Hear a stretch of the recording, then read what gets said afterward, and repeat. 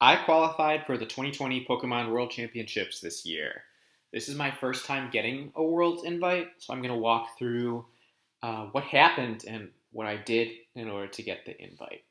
You earn a Worlds invite by earning 500 championship points. These points can be earned at the local level or at a larger tournament. So if you win a league challenge, you earn 15 points. If you win a league cup, you win 50 points. Regionals is worth 200, and an international championship is worth 500. So if you win an IC, you're good. You have the invite. But there's only 4 of those a year, and there was only 1 within driving distance. In Pokemon, we have what we call a best finish limit. That means you can play in as many tournaments as you want, but only your best tournaments under the limit count. So for league challenges, there's a best finish limit of 8. So if I get first place 5 times and second place 5 times, only my best 8 finishes count. That's my 5 first place and 3 of my second places. In theory, it's possible to get an invite off of just the small tournaments.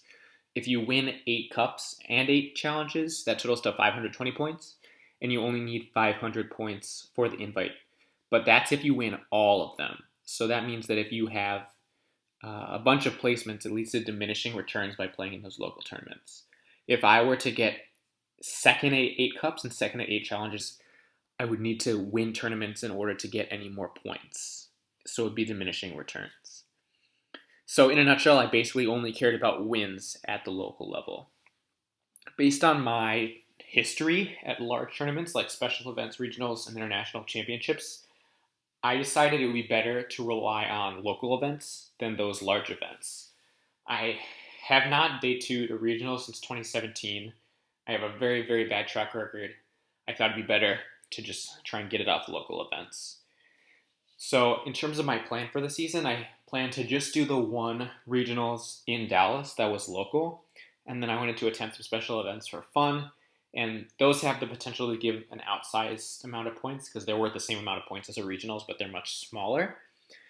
I might do a separate video on special events specifically, but I decided to mostly try and aim for cup and challenge points. So started off in July. I've done a color coding system for this video, so red is challenges, blue is cups, and green is regionals or special events. So in July, I went to 3 cups and 3 challenges, and I mostly played Zoroark Dugong because this was pre-rotation. So I started off with just bombing a cup and bombing a challenge when I was back in Champaign to see family. I was based in a Chicago suburb last summer, so I did most of my tournaments in Chicago. I went to a cup in Buffalo Grove and got a top 4 to start things off. And then I bombed a couple challenges, and then I won a cup in Chicago proper. So I got 82 CP off the cup win and the cup top 4, but I did not have any points from challenges at that point. I did not play any tournaments in August. I spent most of August in Ecuador because I started my job in September. So I wanted to have some time off before I started that. So I drove to Texas on Thursday, September 5th, got my keys for my apartment on Friday, September 6th, and then I went to a cup on Sunday, September 7th at Sci Fi Factory. I didn't have any cards yet, so I just played Malamar. I didn't do well. I knew I wouldn't do well, but I just wanted to meet people. It was a cup in my backyard practically, and it was a lot of fun. So from there on, I didn't play in any tournaments until I had cards. So I ordered the cards to build Mewtwo, and then on Saturday, September 21st, the cards got there. I played some games of PTCGO, and I decided it was going to be worth it to drive to a cup the following day. It was a 2.5-hour drive. I drove to Copperas Cove, Texas, and I won the cup. That was a really, really good feeling to get down to Texas and just start putting points on the board. Mewtwo felt really, really good. I felt very, very confident using the deck. So then I brought Mewtwo to a challenge that Wednesday. I did bad. At this point, I have no points from challenges, which is crazy because at this point I have 2 cup wins and a cup top 4, but no challenge points. And then that following Sunday, I drove an hour and a half to Denison, Texas, and got another top 4. So at this point, I have got 2 wins and 2 top 4s and no points from challenges. So my July and Septembers were basically identical. I got 82 CP in both those, and I'm sitting at 164 now. So in October, I went to 4 cups and 7 challenges. It was a really busy month for challenges. Again, I'm just rocking that Mewtwo deck. So I got a top 8 at a local cup, and then I bombed 2 more challenges that week. But then I had a really solid weekend. So that Friday, I went to the Oklahoma City area, and got second at a cup. And that Saturday, I bombed a local cup. And then that Sunday, I got points on the board for league challenges for the first time. I got second place at a challenge. Then I bombed another 3 challenges in a row. It was very impressive. The first 2 were standard. The third one was expanded. So I played the Mewtwo expanded deck with Prism Energy and a bunch of different EXs and GXs as sort of a toolbox deck. And even though I went 2-2 and didn't get points, I felt really good about the deck. And I booked Portland around that time. And then that Friday, I got my first challenge win. It was very fun to finally win a challenge this season. It was my first time winning a league challenge in like 2 years, and I knew I was going to try and have to win 8, so it was nice to finally win one. Because at this point, I'm doing much better at cups than challenges, which is funny. I mean, I'd rather it be like that than the reverse, but it was still just very odd and frustrating that I was doing so bad at challenges. And then that Saturday, I got a top 4 at a standard cup in Dallas. And this was nice because I did not play Mewtwo Welder. I played Lucario Melmetal Welder. So at this point, I basically only played Mewtwo to get all my points, but it was nice to see that I can get points with other decks, that I am not a one-trick pony with Mewtwo. So at this point, I had a really good October. I got over 100 CP in October, and I'm sitting pretty at 288 CP. If you look at my cup and challenge chart, I still have a lot of points, a lot of finishes open for challenges, but for cups, now I'm replacing finishes, so it's a little harder to get points off cups. So I started off November with 288 points. I went to 1 cup, 4 challenges, and 1 regionals. So I mostly played Mewtwo and Mew GX, the expanded version, for all my expanded tournaments. So to start off the month, I got top 4 at an expanded cup with Mewtwo GX. The pictures at the bottom were me and Jackson and Carter went and saw Post Malone afterwards. And then the following Saturday, I flew to Portland to play with that Mewtwo deck, the expanded Mewtwo deck, and I bombed. I did bad. My deck was missing some important stuff. I was losing in some key matchups.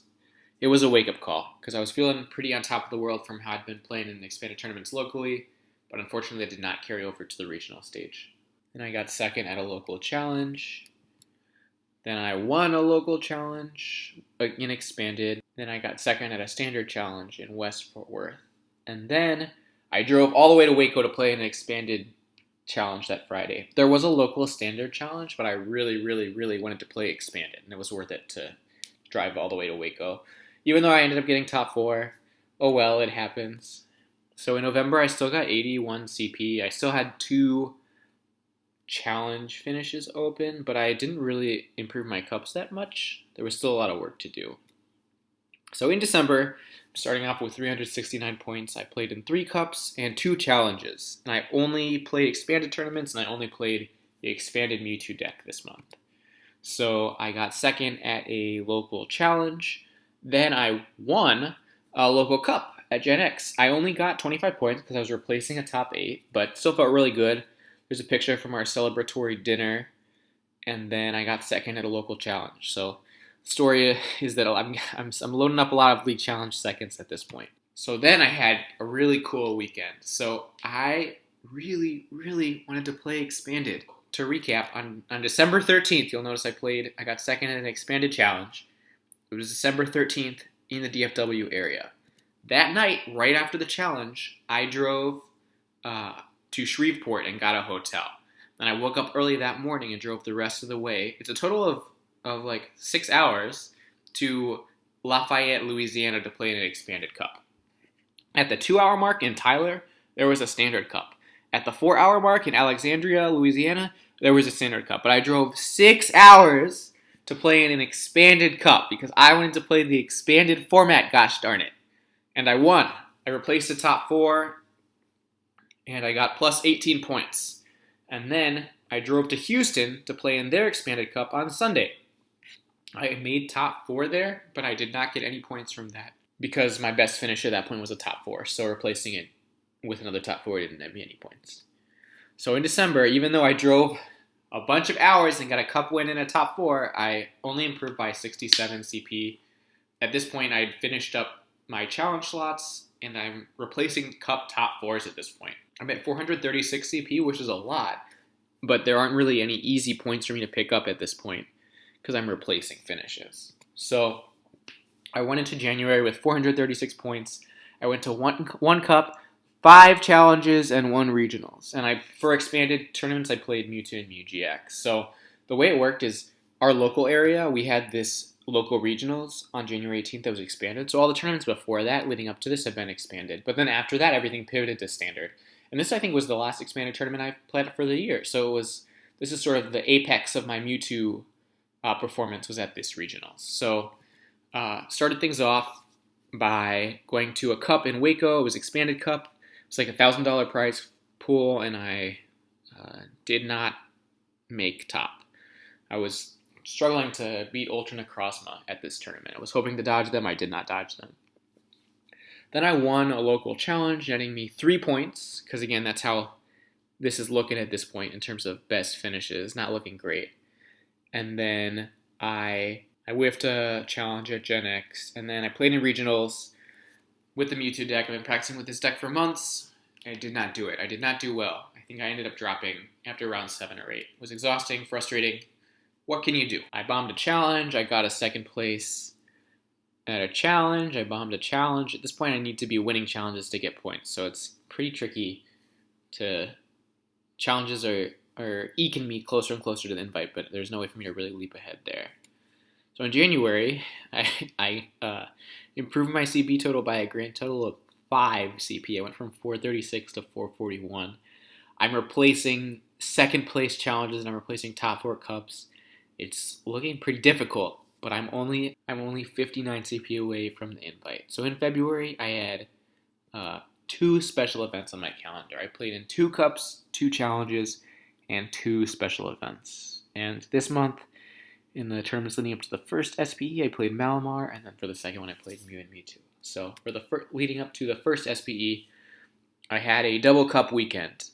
First, I went to Tyler, Texas, which is over 2 hours away, and then I went to Denison, Texas, which is an hour and a half away, and I played the same Malamar list at both tournaments. So for both of these, for this weekend, there were cups that were in DFW, and I drove all the way outside of DFW to try and get some quote-unquote easier points.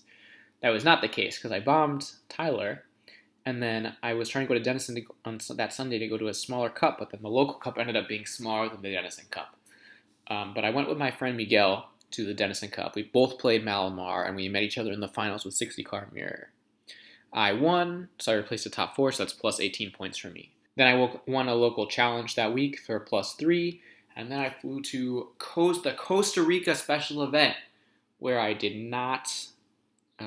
was not successful. I was playing Malamar, and I was taking on a loss to ADP, and I just hit too many ADPs. Did not work out. Was a bummer. So I did not win a local challenge, and then I flew to the Puerto Rico special event with Miguel. So I did not get any points here. Miguel was 1 win away from getting points. It was very big. It was like 70 Masters. It was a really, really cool experience getting to play Pokemon in Puerto Rico. I have never been there before. It was a very cool experience. So in February, flew to 2 special events, and I left the month with 21 CP from winning a cup and a challenge. So right now I'm at 462. So in January I gained 5, in February I gained 21. The point gains are slowing down. I need to win a bunch of cups or win a bunch of challenges or just get some sort of finish at a regional or special event in order to get the invite. I was getting really close. So in March I went to 1 league challenge and 1 special event. I started off March with 462 points. In March I just played ADP. So on March 11th, I got 2nd at a challenge, but the first place was 60 card mirror, so I did not feel bad. And then we flew to Guatemala, and I got 160 points. That felt very, very good. So here's celebratory dinner. I got 2nd place in Guatemala. There were only 17 Masters, but hey, we take those. Guatemala was certainly the better choice that weekend than Toronto. and going to no event may have been the best choice, but I'm happy that I managed to pull it out. The event was at a game store in a mall, and the game store was right across from the mall playground. So there's a picture of Patrick giving me a thumbs up next to the machine that sang the same song over and over again for 8 hours. So in conclusion, in March, I got 160 CP. I got way over the 500 CP line. I'm at 622, feeling very, very good. And then after that, every event got canceled from then on out. I got my invite for Worlds 2020. And then Worlds 2020 was postponed by at least 1 year. And Worlds 2021 is going to take place over 4 days. So the way it works is that the championship points we earned in 2020 transfers to the 2021 season, and then we add to this during 2021. So there's going to be 2 qualification bars, in addition to the top 16 getting a day 3 invite. Thursday players, day 1 players, who reach the qualification bar, that's the same as the 2020 bar. So that's 500 CP. I already qualified for World 2020, so I'm qualified for Thursday for 2021. Friday players are players who reach a new CP bar set in 2021, which will be set once we have more information. This still has not been released. Players who hit the Friday CP bar will skip play on Thursday and go straight to Friday. So I'm not really in a place at 622 where I can go for day 2, top 16. That's just not in the cards. I don't have a lot of points left to get off cups and challenges. The fact that I'm 1 for 3 on special events and over 2 on regionals, and the special event I went to that I did well at with 17 players, the odds are not in my favor to get a ton more points. However, if they set this Friday threshold at 600, I will have already qualified. If they set it at 700, that's too far away, I can't do it. But if they set it at 650, I think I'm going to grind it out, try and get the 28 points I would need to qualify for it. So I'm going to try my best. It says information on best finish limits will be available at a later time. If for some reason they increase the BFLs, I'm feeling really good because I have some really deep finishes for cups and challenges. I have a lot of seconds. I have more top 4s. So if they increase the BFL, I'm good. But if they leave the BFL as is and announce a threshold of 650, I will keep playing. Other than that, I would think I will just stop and kick back. So, in conclusion, that was my season. I will see everyone at Worlds now that I've managed to qualify. And who knows, maybe you'll see me starting on Friday.